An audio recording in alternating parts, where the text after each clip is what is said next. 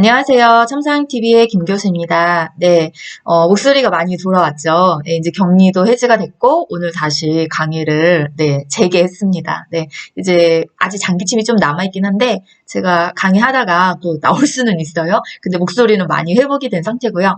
지난번 시간에 요양보호 관련 기초 지식에서, 소화기계부터 시작해서 호흡기계까지, 한 파트를 살펴봤죠. 이제 오늘은 심혈관계부터 시작해서 두 번째 파트. 네, 그럼 바로 정리하도록 할게요. 자, 심혈관계. 심혈관계가 어디냐? 네, 심은 심장, 혈은 혈관. 혈관 안에 혈액이 돌아다니죠. 네, 그래서 심장과 혈관과 혈액, 여기를 우리가 심혈관계다 이렇게 부르는 거고요. 노화에 따른 특성을 살펴보시면 지난번에 소화기계부터 증가되는 표현들 있다고 그랬어요. 그거는 이해도 하셔야 되지만 암기도 해두시는 것이 문제 푸는데 속도를 좀 빨리 할 수 있거든요. 누적으로 한번 해볼까요? 소화기계가 신맛의 증가였죠. 네, 그 다음에 호흡기계가 기관진의 분비물의 증가. 그러면 심혈관계는 어떤 거냐? 근육이 두꺼워진다가 증가 표현이에요. 근데 여기까지만 알아두시면 안 되고 뒤에까지 같이. 근육이 두꺼워져 증가를 하는데 탄력성은 오히려 떨어진다. 네, 반대로 가고 있죠. 그래서 더 기억하셔야 되는 거예요. 상식적으로 근육이 두꺼워지면 탄력이 증가되는 거 아닙니까? 예, 그건 상식이고요. 우리 책에 나오는 내용은 반대로 갑니다. 그래서 바람 빠진 풍선과 같다. 이렇게 이해를 하시면 조금 더 나을 것 같아요. 네. 자, 어김없이 찾아왔습니다. 네, 뭐가 찾아왔냐. 심혈관계에 들어가는 질환명을 먼저 알고 가시면 좋겠어요. 자, 고혈압, 동맥경화, 심부전, 빈혈. 네, 요 빈혈을 놓치시면 안 되는 거죠. 빈혈? 아까 말씀드렸듯이 심혈관계는 심장과 혈관, 혈관 안에 다니는 혈액이 빈혈과 연관되어 있는 거잖아요. 그래서 이 네 가지 병명이 심혈관계에 들어간다. 네, 꼭 기억을 해두시고요. 심혈관계 첫 번째 질환이 고혈압입니다. 네, 성인 혈압이 140. 네, 성인의 이제 혈압이 수축기 혈압이죠, 수축기. 네, 성인의 수축기 혈압이 140. 그 다음에 이완기, 최저 혈압이 90 이상인 경우, 140에 90 이상인 경우를 보통 고혈압입니다. 라고 하는 거고요.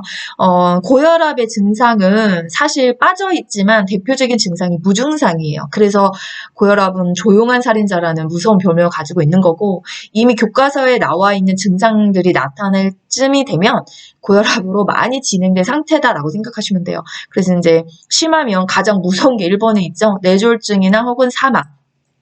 뒷머리가 뻐근하게 아프고 어지럽거나 흐리게 보일 수 있습니다. 그거 외에도 많지만 대표적인 거 몇 개만 가지고 온 거예요. 왜냐면 고혈압은 증상이 시험 문제 나오는 경우는 사실 아직까지 한 번도 본 적이 없어요. 그 이유 중에 하나가 무증상이 대부분의 증상이고, 고혈압의 증상이나 동맥경화의 증상이나 증상별로 보자면 큰 차이가 별로 없어요.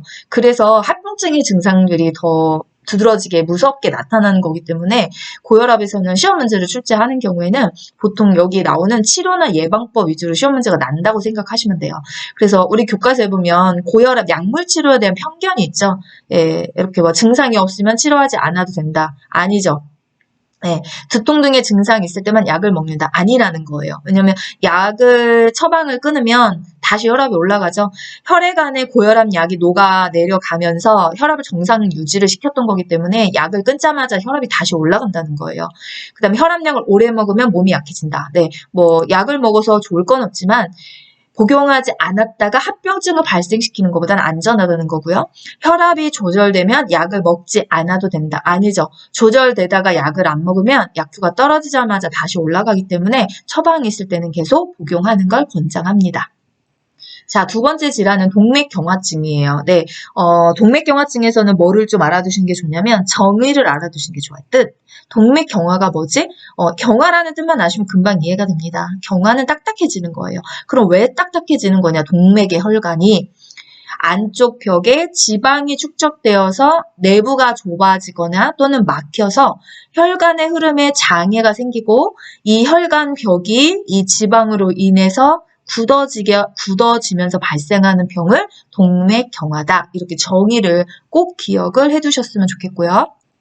자, 세 번째는 심부전이에요. 네, 여기 빨간색으로 이미 제가 색을 표시했듯이 심부전도 정의를 잘 기억해 두셔야 돼요.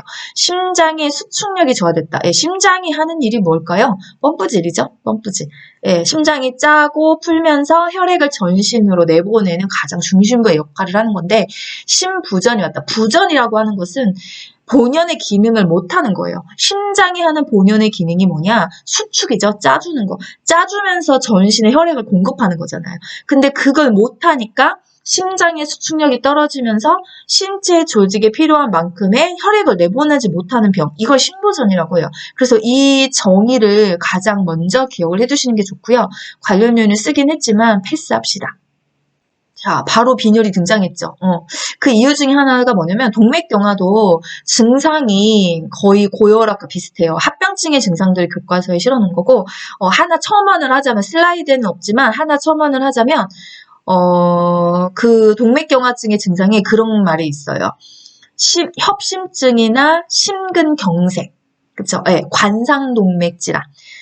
심장에서 뻗어나가는 중심 혈관 중에 관상동맥이라는 게 있는데 그 관상동맥에 동맥경화가 오면, 그러니까 관상동맥, 동맥이잖아요. 그 안에 아까 있는 것처럼 혈액 지방이 집착이 돼서 좁아지게 되면 심장으로 산소 공급이 잘 안 돼요. 그랬을 때 심장이 일시적으로 막히는 걸 협심증, 그 다음에 그 심장의 근육이 혈액 공급을 못 받아서 딱딱해지는 걸 심근경색. 그래서 심근경색에는 협심증과 같은 관상동맥 질환이 있다. 그 용어가 나오면 그때는 동맥경화증을 찾아주시면 돼요.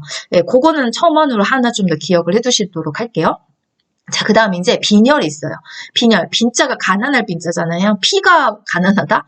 피가 왜 가난한 거냐? 크게 두 가지죠, 사실은요. 네. 정의해보시면 이렇게 써있어요. 적혈구나 헤모글로빈이 부족해서 혈액이 몸에서 필요한 만큼의 산소를 공급하지 못하는 상태를 빈혈이다라고 하는 건데, 첫 번째 원인은 출혈이죠, 출혈. 예, 몸에서 어딘가가 출혈이 생겨서 피가 빠져나가기 때문에 혈액량이 모자른 거고요. 그죠? 부족한 거고요. 출혈이 없는데요. 근데 빈혈이 떴어요. 그러면 적혈구. 네, 혈액을 구성하는 것 중에 백혈구, 적혈구 또는 뭐 혈수판 이렇게 있고 혈구와 혈장으로 나눠져 있는데 이 적혈구 안에 헤모글로빈이 있어요. 그래서 이 헤모글로빈이 부족하게 되면 산소의 양이 줄어드는 거예요. 그걸 우리는 또 빈혈입니다. 이렇게 부르는 거거든요. 그래서 첫 번째가 출혈로 인해서 또는 두 번째는 헤모글로빈 양이 부족해서 이제 노인 같은 경우에는 철분이 부족해 생기는 빈혈이 가장 흔해요. 그래서 철분 결핍성 빈혈입니다. 그럼 철분이 왜 부족한가요? 철분이 들어가 있는 영양의 부족 상태에 빠지는 경우가 있다는 거예요. 그래서 영양을 충분히 섭취를 해주시는 거고 여기 보시면 치료 예방에 철분제나 비타민C를 같이 드세요. 이렇게 얘기를 했죠. 네, 음식물로 섭취를 하실 수 있으면 음식물로 충분히 섭취를 하시는 게 좋은데 그게 충분하지가 않다. 그럴 땐 철분제 복용을 권장하는 거고요. 철분제는 비타민C랑 먹었을 때 흡수력을 높일 수 있잖아요. 그래서 철시 칼디, 이제 뒤에 가면 칼슘도 나오겠지만 철분은 비타민C가 조력자의 역할을 해서 흡수를 도와주는 거. 그 다음 칼슘은 비타민 D가 이런 식으로 짝꿍을 좀 기억을 해주셨으면 좋겠습니다. 자, 네 번째는 근골격계예요. 네, 근골격. 말 그대로 근육과 골격, 뼈를 담당하는 구간이고요. 자, 그럼 근골격계도 노화가 오면 어떻게 바뀌는 거냐? 증가되는 표현이 있습니다. 골반이 커지고요. 골반을 둘러싸고 있는 엉덩이와 허리의 피하 지방도 같이 증가를 합니다. 이 증가되는 표현도 기억을 해주셨으면 좋겠습니다. 네, 그럼 근골격계 안에 들어가는 병명이 무엇이냐? 퇴행성 관절염. 네, 이제 골관절염 옛날 교과서에는 있었는데 사실 지금은 이것도 사실 뺐어요. 그래서 이제 퇴행성 관절염 하나만 잘 알아두셔도 되고요. 그다음에 이제 골다공증이 있고 고관절 골절. 이 세 가지 질환이 근골격계에 해당합니다. 근골격계의 첫 번째 질환이 퇴행성 관절염이죠. 퇴행이라는 용어만 잘 이해하셔도 쉽게 이걸 넘어갈 수 있어요. 이해하시면 넘어갈 수 있어요. 퇴행은요, 닳았다고 생각하시면 돼요. 그래서 뭔가가 닳아서 관절에 염증이 생기는 병이 퇴행성 관절염이다. 그럼 뭐가 닳았냐, 그렇죠? 뼈를 보호해주는 연골이라고 하는 물렁뼈가 닳아서 없어졌거나 관절에 염증성 변화가 생겼어요. 그래서 여기 그림에 보시면 교과서에서도 확인하셨겠지만 물렁뼈라고 하는 부분이 닳아서 없어지게 되면 뼈하고 부딪히면서 그 사이 염증이 생기는 거예요. 그거가 우리가 통증으로 느끼는 퇴행성 관절염이다. 이렇게 보시면 되고요. 대표적인 증상은 아프죠. 그래서 관절부에 통증이 있고요. 또 아침에 일어나면 빳빳해지는 경직 현상이 있어요. 근데 30분 이내는 다 풀어집니다. 30분 이내에도 풀리지 않는다면 그건 퇴행성 관절염이 아니라 다른 관절염이다라고 생각하시면 돼요.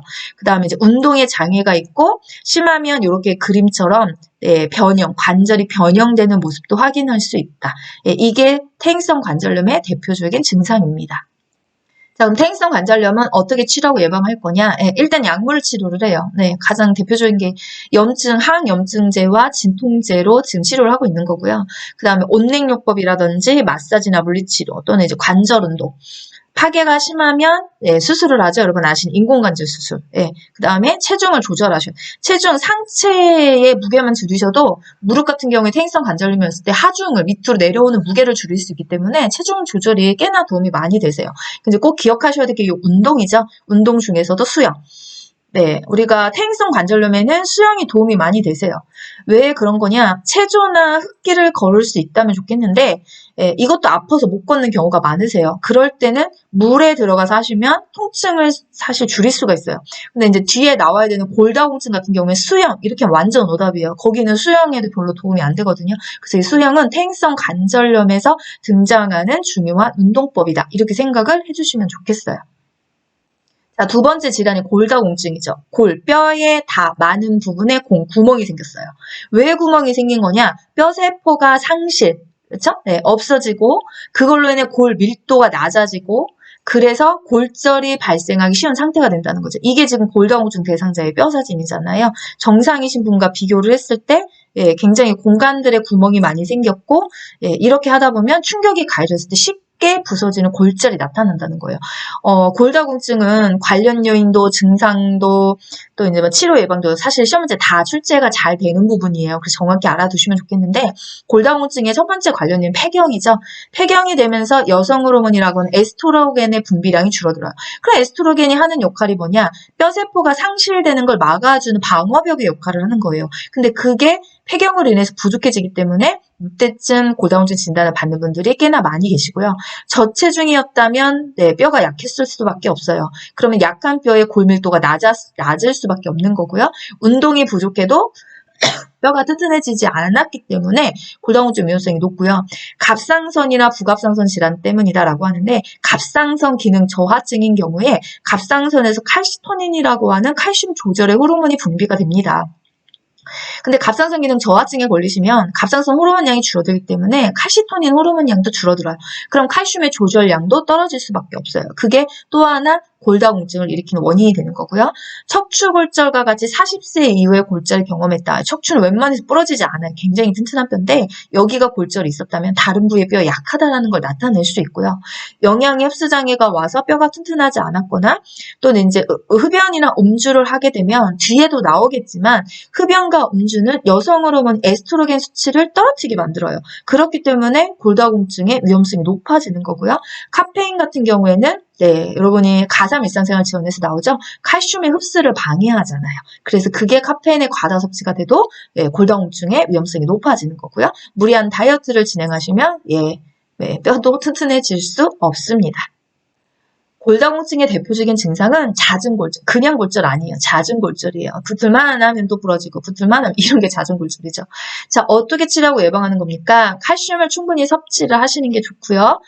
필요 시에는 의료기관에서 호르몬 치료를 받는 걸 권장합니다. 상식적으로 호르몬 치료 나쁜 거 아니에요? 이렇게 말할 수 있어요. 뭐 별로 좋진 않습니다. 그런데 치료를 필요로 하는 경우에 급성이고 막 심각하고 이럴 때는 호르몬 치료를 단기적으로 받고 증상을 호전시키는 걸 권장하는 거예요. 그 다음에 적당 체중을 유지하시고 체중 부하가 체중을 다리에다 싣고 하는 운동이죠. 걷기가 최고입니다. 근데 이제 그냥 걷는 것보다 비타민 D를 섭취하시면서 걷는 게 좋아요. 그게 뭐냐면 햇빛쬐기죠. 비타민 D는 햇빛을 통해서 흡수가 가능하고요. 그 다음에 이 햇빛을 쬐일 수 없는 상황이다. 그럴 때 이제 음식으로 비타민 D를 섭취하시는 걸 권장하고요. 그거보다 속도를 더 높이거나 음식 섭취도 조금 불가능하다. 그럴 때는 D젤을 복용하시는 약물 복용을 하시라든지 아니면 주사제도 있으니까 빠른 시간 안에 단기를 올리고 싶다. 그럴 때는 약물 복용이나 주사를 권장드립니다. 자, 다음은 고관절 골절이에요. 고관절이 어디지? 네, 여기 엑스레이 사진에 보시면 이렇게 빨간색의 부분들이 표시가 돼 있죠? 네, 여기 부분이 고관절이다라고 생각하시면 돼요. 그래서 이 부분의 뼈가 부러지는 걸 고관절 골절이라고 하는 거고, 당연히 골다공증이 있는 노인이 낙상이 되시면 고관절 골절이 되는 경우가 굉장히 많습니다. 네, 이유는 아실까요, 혹시? 수업 시간에 사실 설명을 하실 거예요. 다른 교수님들도. 골다공증이 있다, 낙상을 했다. 우리가 노인이 아니라 사실 모든 사람의 신체 중심부는 골반입니다.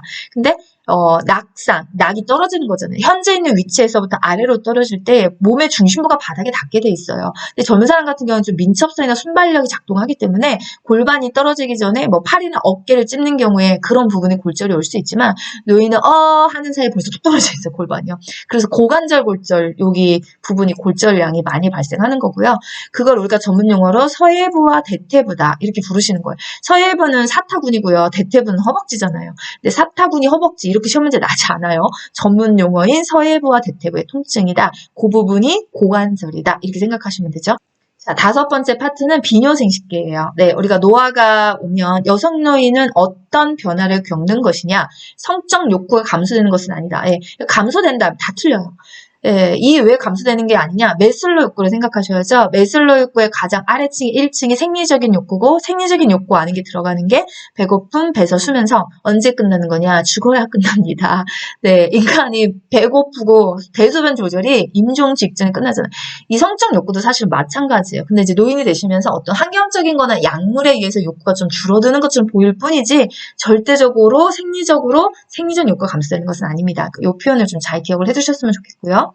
자, 그거 외에 여성 노인 같은 경우는 이제 질의 수축이라든지 분비물 저하로 질염이 발생하기도 하고 빈뇨, 요식금, 야뇨가 발생하기도 해요. 남성 노인한테서 가장 큰 문제가 되는 게 전립선 비대를 경험한다는 거죠. 자, 이제 비뇨생식기계 질환은 딱 2개예요. 여성분은 요식금, 남성분은 전립선 비대. 네, 2가지.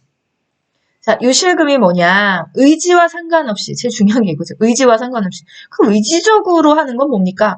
네, 화장실에 소변이 마려워도 화장실까지 참아내셔야 되고요. 화장실에 사람이 서 있으면 줄도 서 있어야 되고요. 내가 화장실 안에 들어가기 전까지, 네, 참고 있어야 돼요. 근데 의지와 상관없이라는 건 그 조절이 전혀 안 된다는 거죠. 그 의지와 상관없이 소변이 밖으로 흘러나오는 걸 우린 요실금이라고 하는 거고요. 요실금도 관련 요인 증상 치료 예방 다 잘 나오는 부분이에요. 그래서 요실금을 일으키는 관련 요인 중에 방광의 저장 능력이 떨어졌거나 골반 근육의 조절 능력이 약해졌거나 우리가 방광을 양쪽 뒤에서 이렇게 빨갛게 받치고 있죠. 이것도 근육이다 보니까 노화가 진행되면서 여기 약해지기 시작해요. 그러면 이제 소변 주변이 방광을 팍 풀리면서 요식음이 생기는 거죠. 그 다음에 이제 에스트로겐이라고 하는 호르몬의 생산 중지로 인해서 요도균이 약해지고요. 변비 꼭 알아두십니다. 이게 변비랑 무슨 상관입니까? 상관이 아주 많습니다. 여성의 복부 안의 주머니는 3개예요. 앞주머니가 소변이 들어가 있는 방광 주머니, 가운데가 아기가 크는 자궁, 뒷주머니가 변이 들어가 있는 직장.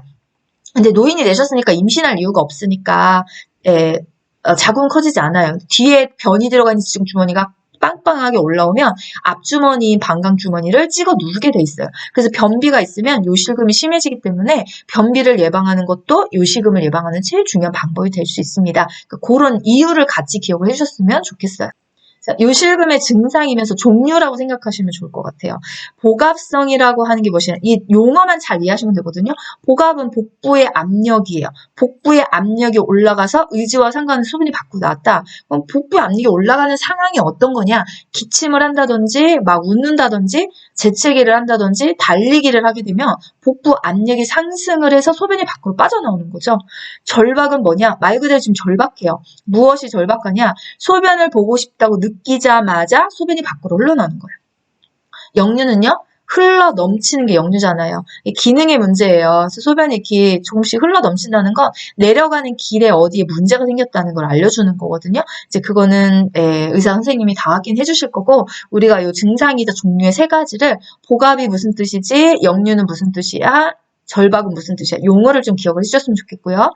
자, 그러면 치료 예방은 약물이나 수술법을 할 수 있어요. 그 다음에 이제 복압성 요실금 같은 경우는 골반 근육 강화 운동, 조였다 풀었다 운동을 하시면서 골반 근육을 탄탄하게 만들면 요실금을 예방할 수 있다는 거. 자, 또 나왔죠? 아까 제가 변비가 요실금의 원인이라고 했으니까 변비를 예방하는 것도 제일 어찌 보면 중요한 요실금의 치료이자 예방법이 될 수 있습니다. 수분은 섭취를 해주셔야 돼요. 충분하게 수분 섭취를 하지 않으면 이게 어떻게 되냐. 일로 가죠. 또 변비로 가죠. 그러면 요실금이 더 심해지잖아요. 그다음 여기도 마찬가지로 위에서 찍어 누르는 하중을 줄일 필요가 있기 때문에 상체가 비만이시라면 체중 조절하는 것을 권장드려요. 그다음에 복부 비만이면 조금 더 신경을 쓰셔야 되는 부분입니다. 자, 이제 남자분들한테서 오는 전립선 비대. 전립선은 남자만 가지고 있는 기관이죠. 네. 그래서 이 전립선이 커져요. 이게 왜 커지는 것이냐? 지금 여기에 쓰진 않았는데 요즘 이슈화 돼가고 있는 거거든요. 그러니까 전립선이 생기는 원인이 무엇이냐? 네, 호르몬. 호르몬의 불균형입니다. 네, 어떤 호르몬이냐?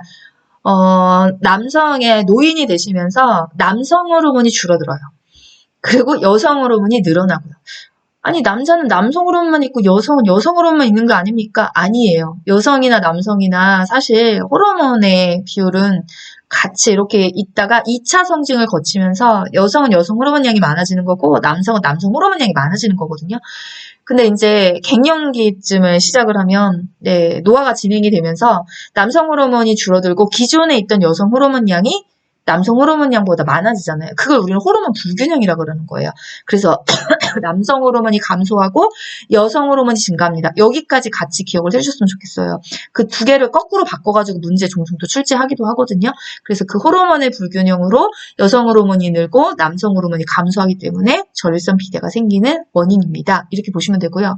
증상은 소변 줄기가 가늘어지고 힘을 줘야 나옵니다. 두 가지를 기억하도록 할게요. 교과서에 뭐 잔뇨나 이런 게 여러 개 써있는데 사실 요실금에도 그런 증상은 똑같습니다. 그러니까 쉽게 생각하시면 돼요. 요실금은 나오지 말라는데 나오는 거고요. 전립선 비대는 나오라는데 안 나오는 거예요. 완전 반대로 가는 거죠. 그래서 줄기가 가늘어지고 힘을 줘야지만 나오는 게 전립선 비대의 대표적인 증상입니다.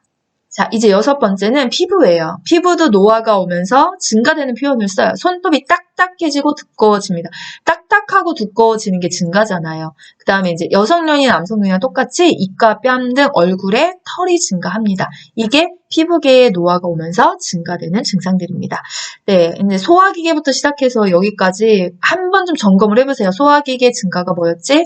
호흡기계가 뭐지? 심혈관계는 뭐지? 근골격계는 어떻게 됐지? 예. 그 다음에 이제 비뇨생식기계는 없었으니까 피부계, 지금 피부계는 뭐가 증가되지? 이런 식으로 여러분이 증가되는 표현들을 잘 기억을 해두시는 걸 예, 또 독려, 권장을 드리도록 할게요. 자, 이제 피부계 질환을 살펴볼게요. 욕창, 건조증, 대상포진, 옴, 머릿니. 중요한 건 대상포진. 네. 나머지 피부 질환이라는 거 다 아세요. 근데 대상포진이 어떤 거지? 여기도 피부에 문제를 일으키는 거잖아요. 그래서 대상포진도 피부계 안에 들어가는 질환명입니다. 이렇게 기억을 해두시면 돼요. 사실 3개만 잘 기억해 두시면 문제가 안 되거든요. 이게 당뇨는 내분비계고 빈혈은 심혈관계고요. 예, 대상포진은 피부계입니다. 이거 3개만 잘 기억하시면 나머지 하나도 어렵지 않습니다. 네. 자, 그럼 피부계의 첫 번째 질환 욕창이에요. 병상에 오래 누워있는 대상자의 바닥면과 접촉되는 피부가 혈액을 공급받지 못해서 개사되는 상태를 욕창입니다. 이렇게 얘기하는 거죠. 그러면 욕창이 생기는 관련 요인이 장시간 와상 상태, 와상이 누워서만 지내는 상태잖아요.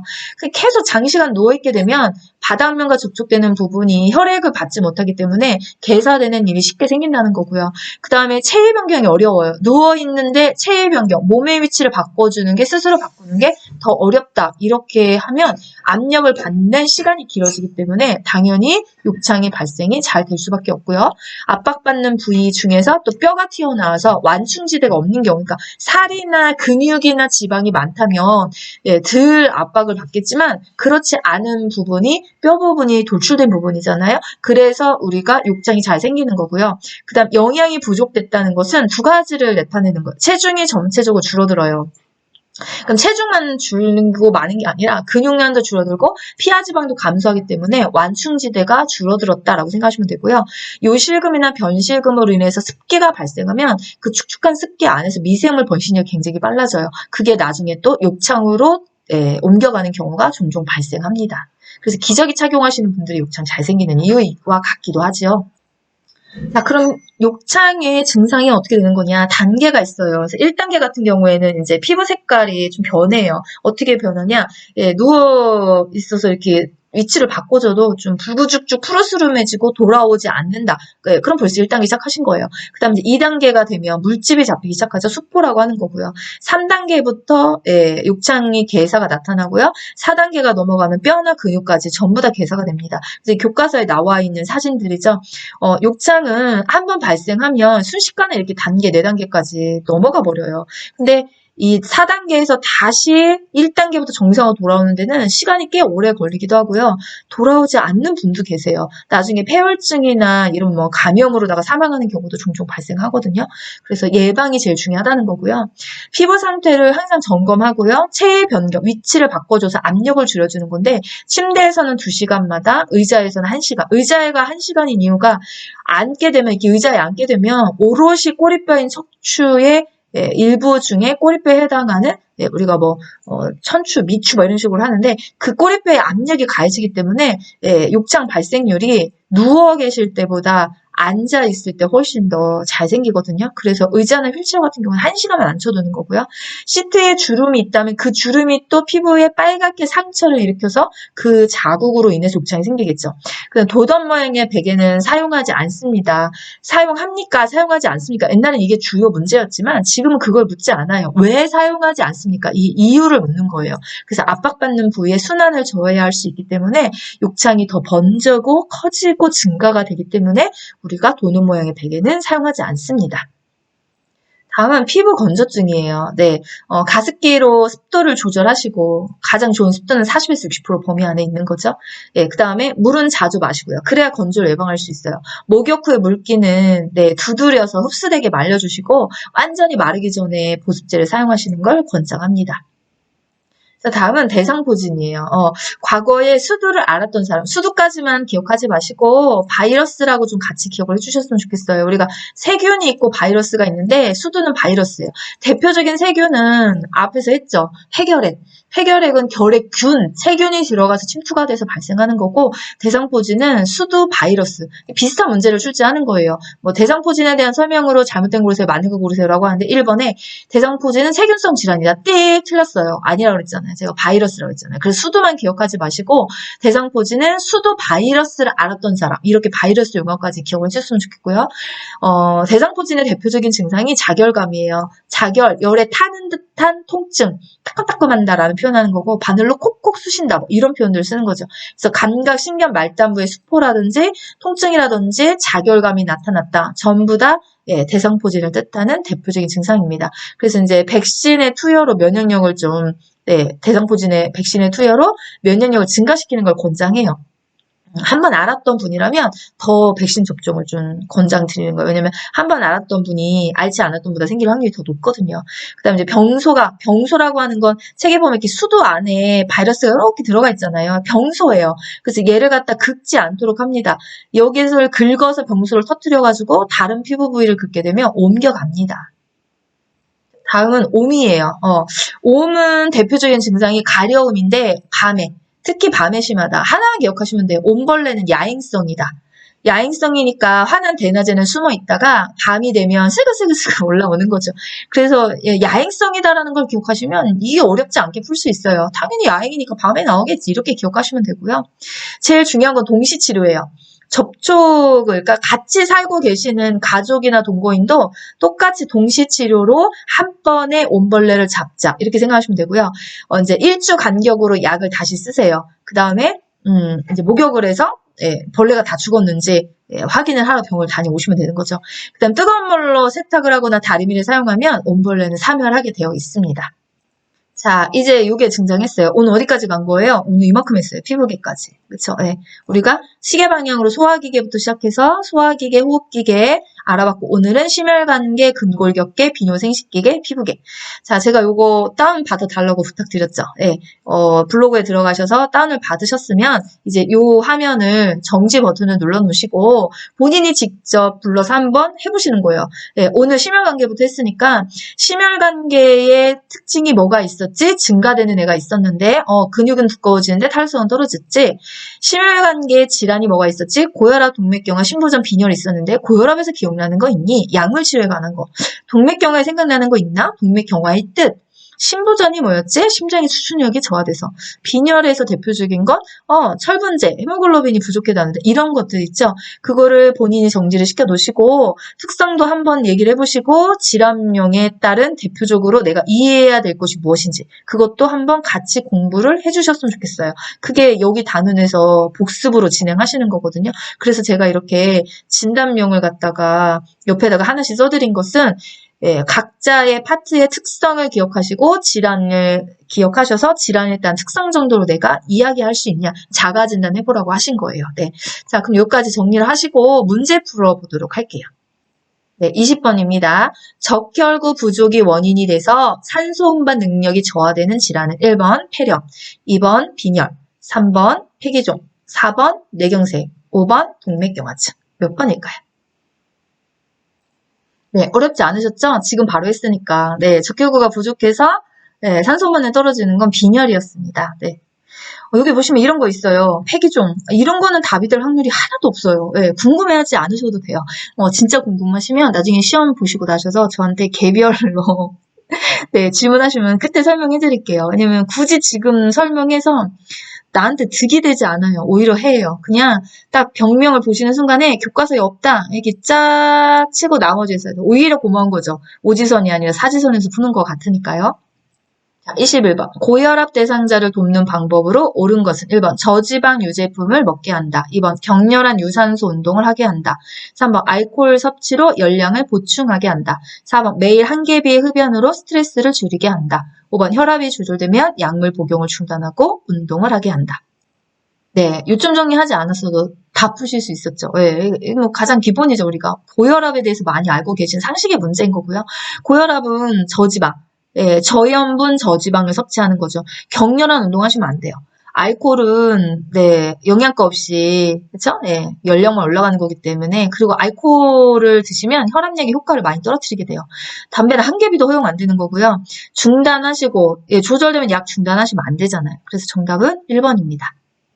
자, 22번입니다. 골다공증이 있는 노인이 낙상했을 때 발생할 가능성이 높은 질환 1번 척추협착증, 2번 척추측만증, 3번 고관절 골절, 4번 강직 척추염, 5번 류마티스 관절염. 몇 번일까요? 네, 3번입니다. 이거 이지선이에요. 이지선. 이선이 뭐지? 척추협착증 교과서에 없어요. 측만증도 없어요. 이것도 없어요. 이지선도 아니네요. 그냥 누가 봐도 딱 답이 3번이네요. 왜 없어요? 류마티스 관절염도. 퇴행성 관절염이 있는 거지. 이런 문제는 진짜 제가 말씀드리지만 난이도 하 문제예요. 네. 이 문제 질문을 가지고도 풀 수 있지만 질문 없이도 답을 찾으라 그러면 3번이 답이에요. 왜? 나 이거 배웠는데? 그 배운 거에 답을 치시면 정답입니다. 자, 23번. 전립선 비대증의 발생 요인으로 옳은 것은 1번 요로 감염, 2번 체중 감소, 3번 소변 배설량 증가, 4번 규칙적 도뇨 시행, 5번 남성 호르몬의 불균형. 네, 정답은요? 네, 제가 본문에서 설명드렸죠? 네, 호르몬의 불균형이다. 그 중에 이제 남성 호르몬의 불균형이다. 이거를 조금 더 정확하게 설명하자면 사실 이것도 좀 이렇게 표현하면 안 돼요. 정확한 정답은 호르몬의 불균형인데 어떻게 되는 거냐? 남성 호르몬의 저하, 여성 호르몬의 증가. 이렇게 해야지만 정확한 답이 돼요. 근데 뭐 나머지는 될 게 없으니까 이렇게 썼어도 5번이 정답입니다. 자, 24번. 대상자에게 욕창을 발생시킬 가능성이 높은 요양보호사 행동은 1번 체위를 자주 변경해준다. 2번 침상 시트에 주름을 펴준다. 3번 무릎 사이에 베개를 끼워준다. 4번 천골 부위에 도넛 베개를 대어준다. 5번 목욕 후에 피부를 완전히 말려준다. 예, 정답은요? 네, 문제가 발생시킬 가능성이 높은 거니까 어떻게 하면 욕창 생기냐 이걸 물어보는 거죠. 다 잘하고 계십니다.